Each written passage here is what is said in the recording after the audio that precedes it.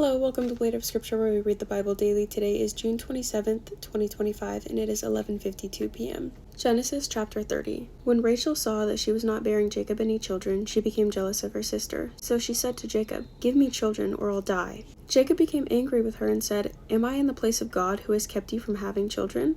Then she said, "Here is Bilhah, my servant. Sleep with her so she can bear children for me, and I too can build a family through her." So she gave him her servant Bilhah as a wife. Jacob slept with her, and she became pregnant and bore him a son.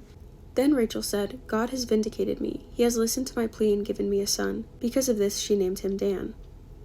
Rachel's servant Bilhah conceived again and bore Jacob a second son. Then Rachel said, "I have had a great struggle with my sister, and I have won." So she named him Naphtali. When Leah saw that she had stopped having children, she took her servant Zilpah and gave her to Jacob as a wife. Leah's servant Zilpah bore Jacob a son. Then Leah said, "What good fortune!" So she named him Gad.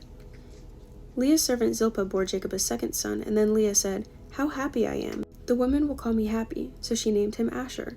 During wheat harvest, Reuben went out to the fields and found some mandrake plants, which he brought to his mother Leah. Rachel said to Leah, "Please give me some of your son's mandrakes." But she said to her, "Wasn't it enough that you took away my husband? Will you take my son's mandrakes too?" "Very well," Rachel said. "He can sleep with you tonight in return for your son's mandrakes." So when Jacob came in from the fields that evening, Leah went out to meet him. "You must sleep with me," she said. "I've hired you with my son's mandrakes." So he slept with her that night.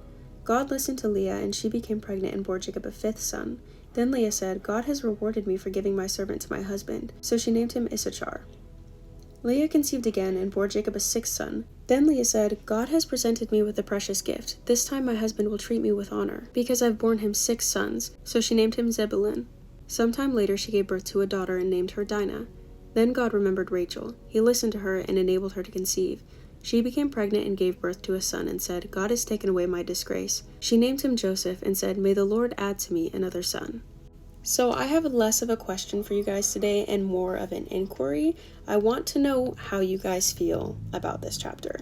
This whole concept of women not being able to conceive and then offering up their slaves or their servants to their husband is just insane to me. I think it's really gross, and I understand the thought process behind it, but we saw this in Genesis chapter 16 with Sarai, Abram, and Hagar, and yes, they got a son out of it, which was good, but it also just created jealousy and made Hagar suffer in the process. I just feel like a lot of this can be avoided if people just listen to God instead of doing whatever they think they should be doing. That's my personal take.